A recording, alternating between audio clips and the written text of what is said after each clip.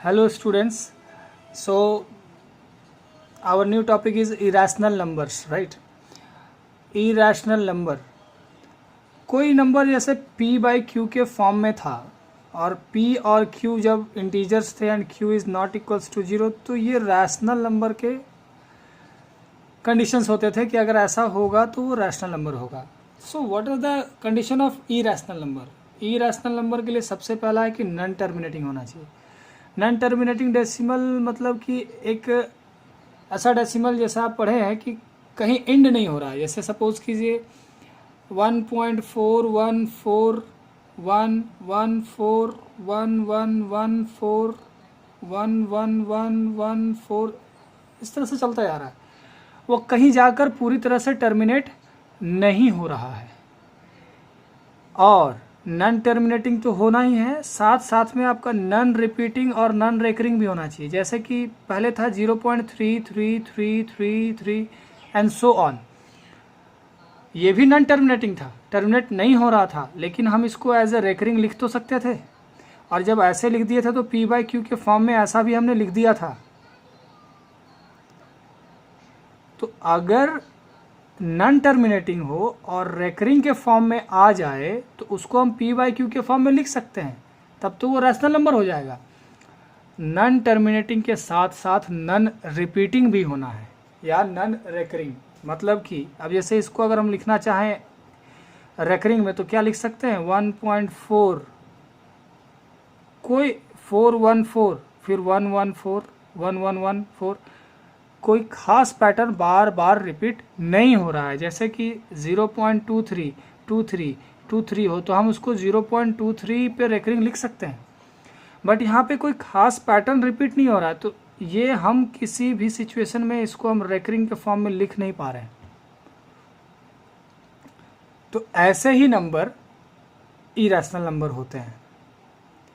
अब ऐसे मान लीजिए कि आपने लिखा 2.60600600006 इस तरह से चलता जा रहा है.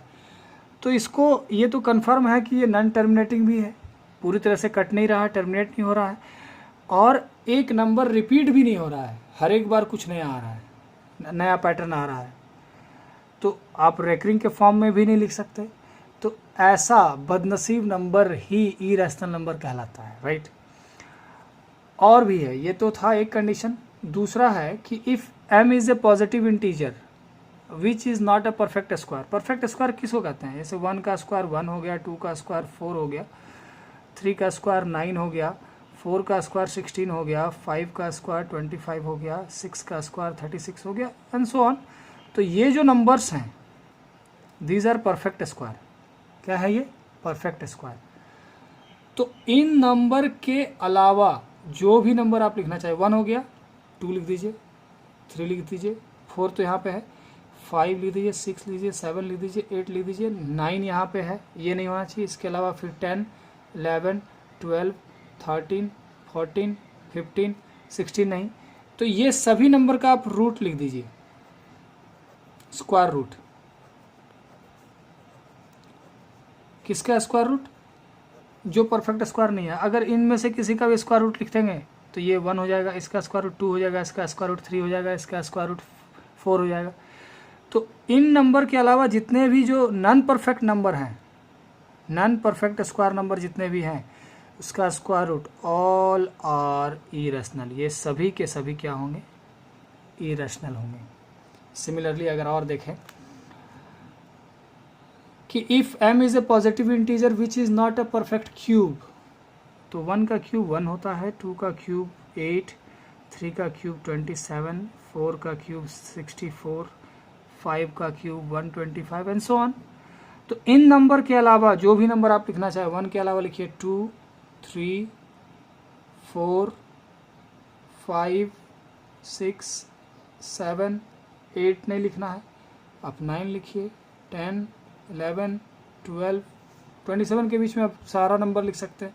तो इन सब का क्यूब रूट,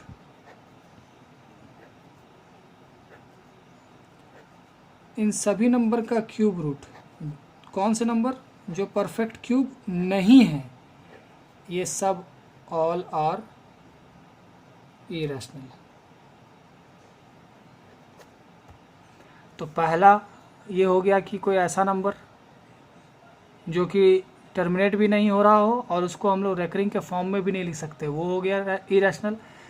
दूसरा हो गया square root of these numbers, और ये नंबर क्या है, परफेक्ट स्क्वायर नंबर के अलावा बाकी नंबर्स का अगर हम स्क्वायर रूट निकालें तो वो सभी के सभी इरेशनल हैं। उसी तरह से क्यूब रूट, ये स्क्वायर रूट था, ये cube root of those number which are not perfect square, इसके अलावा जो भी नंबर हम लिखते हैं और उसका क्यूब रूट करते हैं तो वो सभी इरेशनल होंगे, राइट। इसके बाद एक और कंडीशन है कि पाई वैल्यू जो हम लोग लिखते हैं, पाई आर स्क्वायर 2 पाई आर, ये पाई जो है वो इरेशनल है, जबकि पाई इज इक्वल्स टू 22/7 जो हम लोग वैल्यू लिखते हैं, ये 22/7 जो है वो एग्जैक्ट वैल्यू नहीं है। बट अगर सिंपली 22/7 को अगर बात किया जाए तो ये p/q के फॉर्म में है, p and q are integers and q is not equals to 0, तो उस बेसिस पे ये रैशनल है। But exact value of pi is irrational, right. आगे देखते हैं, ये तो था कि इरेशनल किसे कहते हैं, तो कुछ प्रॉपर्टीज़ हैं इरेशनल नंबर का। इरेशनल नंबर कह सकते हैं ना, ये इसकी संगति बहुत ख़राब है। कैसे कि sum of a rational and irrational is irrational, कोई एक रैशनल नंबर ले लीजिए, उसके साथ कोई इरेशनल नंबर ऐड कर दीजिए, तो ये जो ऐड करके आया ये पूरा इरेशनल हो जाएगा। कोई भी एक रैशनल नंबर ले लीजिए और उसको एक इरेशनल से ऐड कर दीजिए, तो टोटल जो सम हो जाएगा वो इरेशनल कहलाएगा। क्लियर। फिर डिफरेंस की बात करें, कोई एक रैशनल नंबर ले ले और किसी इरेशनल नंबर से उसका सब्ट्रैक्ट करें, तो ये जो डिफरेंस आएगा वो क्या होगा, इरेशनल नंबर होगा। सिमिलरली और भी एग्जांपल ले लीजिए, एक रैशनल नंबर और एक इरेशनल नंबर का डिफरेंस क्या होगा, इरेशनल। प्रोडक्ट भी, ये मान लीजिए कि 3 है और उसको आप √5 से मल्टीप्लाई कर दिए तो 3√5 आया। 5 है, उसको √3 से मल्टीप्लाई कर दिए तो 5√3 आया। ये दोनों इरेशनल होंगे। सिमिलरली अगर डिवाइड कर दिया, 2 डिवाइड बाय √5 इरेशनल हो गया। किसी रैशनल नंबर को इरेशनल से आप डिवाइड कर दिए तो एज अ होल ये क्या हो गया, इरेशनल। मतलब इन शॉर्ट हम कह सकते हैं कि इरेशनल की संगति किसी भी तरह से सही नहीं है, वो आपको अपनी तरह बना देगा। कहने का मतलब कि कोई भी रैशनल और इरेशनल के बीच में या तो प्लस करे या तो माइनस करे या तो मल्टीप्लाई करे या तो डिवाइड करे, ये चारों ऑपरेशंस अगर एक रैशनल और दूसरा इरेशनल के बीच में लगता है, इसके बीच में लगता है, तो जो प्रोडक्ट जो रिजल्ट आएगा वो क्या होगा, इरेशनल होगा, राइट। ये प्रॉपर्टी है। और भी कुछ प्रॉपर्टी है, देखिए, sum of 2 irrational needs not to be an irrational. ये गौर करने वाली बात है कि 2 इरेशनल अगर आपस में जोड़ें तो कोई ज़रूरी नहीं है कि वो इरेशनल ही आएगा। जैसे कि 3 + √5 एक इरेशनल नंबर है, प्लस 3 - √5 भी एक इरेशनल नंबर है। इरेशनल इरेशनल दोनों का सम निकाला जाए तो 3 + √5 + 3 - √5, ये और ये कट गया, 6 आया ना। ये क्या है, रैशनल नंबर है। मतलब कि 2 इरेशनल का सम हमेशा इरेशनल होगा ये ज़रूरी नहीं है, कभी कभी रैशनल भी आ सकता है। सिमिलरली डिफरेंस की बात करें तो 3 + √5 - 2 + √5, ये 2 इरेशनल नंबर का अगर डिफरेंस निकालें तो 3 + √5 - 2 प्लस माइनस माइनस √5, √5 कैंसिल, 3 - 2 1, जो कि क्या है, एक रैशनल नंबर है।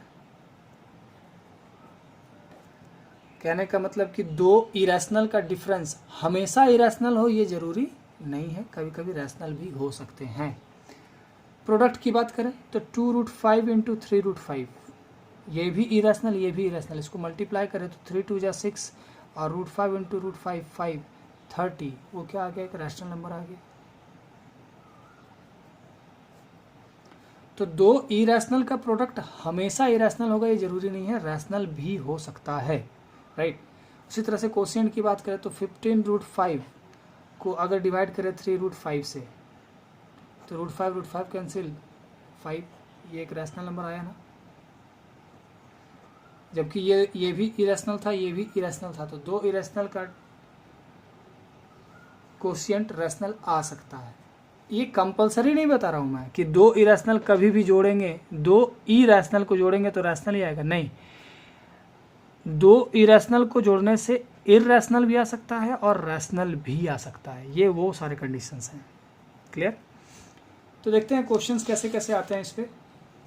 एक रिजल्ट है, ये हम लोग पहले भी बना चुके हैं कि कोई दो नंबर अगर ए और बी है, कोई दो नंबर अगर ए और बी है, उसके बीच में एक रैशनल नंबर फाइंड करना हो और rational number lying between a and b, तो दोनों को ऐड करके बाई 2 कर देते हैं हम लोग। ये आप जानते हैं। नया चीज़ क्या है कि अगर कोई दो नंबर दिया हुआ आपका ए और बी, ए और बी अगर कोई दो नंबर दिया हुआ है, उसके बीच में अगर आपको इरेशनल नंबर निकालना है तो √(a)(b), ये आपका एक नया रिजल्ट है, उस पर हम लोग बनाएंगे। देखिए यहाँ पे क्वेश्चन है that insert a rational and an irrational number between 3 and 4। तो सबसे पहले रैशनल नंबर और rational number between 3 and 4 is equals to, दोनों को ऐड करके बाई 2, दैट इज 7/2। क्लियर? अब हमें निकालना है N irrational number between 3 and 4, तो √3 × 4 तो √12, ये एक इरेशनल नंबर है भी। अभी हमने बताया कि √, वो कोई भी नंबर जो एक परफेक्ट स्क्वायर नहीं है तो वो क्या होगा, एक इरेशनल नंबर होगा। तो ये एक तरीका हो गया। 3 और 4 के बीच में एक, अगर ऐसे भी आपको निकालना हो 3 और 4 के बीच में एक इरेशनल नंबर, तो 3 से बड़ा और 4 से छोटा, तो अगर 3.414114114111114 इस तरह से कुछ भी हम लिखते चले जाएं, जो कि क्या क्या हो, नॉन टर्मिनेटिंग भी हो, टर्मिनेट भी नहीं हो रहा हो, और नॉन रिपीटिंग भी हो, एक ही चीज़ रिपीट भी नहीं हो रहा हो, मतलब उसको हम लोग रेकरिंग में नहीं लिख सकते, तो ये भी तो 3 और 4 के बीच का है। तो इस तरह से भी आप इरेशनल नंबर फाइंड कर सकते हैं। इस पे क्वेश्चन है नेक्स्ट, देखिए आप ध्यान दीजिएगा। यहाँ हमने लिखा है कि find 2 irrational number between 1/7 and 2/7।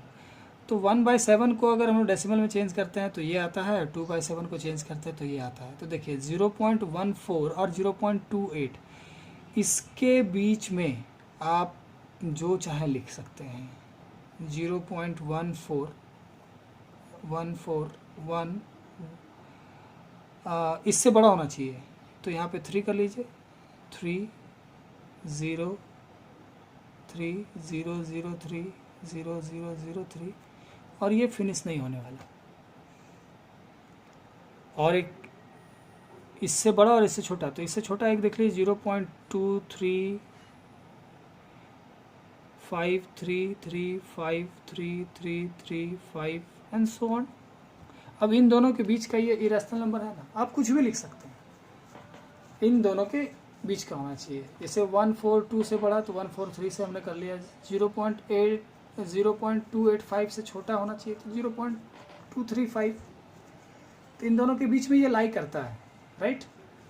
तो इस तरह से डायरेक्टली भी आप निकाल सकते हैं। अब जैसे यहाँ देखिए, find 2 rational and 2 irrational between √2 and √3। तो √2 का वैल्यू हम जानते हैं 1.414, इस तरह से सो ऑन, और √3 का 1.732 एंड सो ऑन। इसके बीच में आपको दो रैशनल निकालना। देखिए ध्यान दीजिएगा, 1.4 और 1.7 के बीच में 1.5 1.6 भी एक नंबर है, और ये रैशनल नंबर है क्योंकि इसको 15/10 और इसको 16/10 लिख सकते हैं, तो ये हो गया रैशनल नंबर। अब इसके बीच में अगर हम 1.5 15325 1025 इस तरह से कुछ अगर लिख दें, एक और 1.6 पे लिख दें 1.626322632617, इस तरह से अगर कुछ लिख देते हैं तो ये क्या है, non terminating and non repeating. तो ये इरेशनल नंबर हो गए और ये रैशनल नंबर हो गए, इन दोनों के बीच के। Clear, it's easy to find. अब इस तरह से क्वेश्चंस आपको सॉल्व करने हैं। आपको नेक्स्ट एक्सरसाइज का क्वेश्चन आपको दिया जा रहा है, उसको आप पूरी तरह से सॉल्व कर ले, राइट। तो इसके बाद हम लोग नेक्स्ट एक्सप्लेनेशन पे मिलेंगे। Till then, thank you.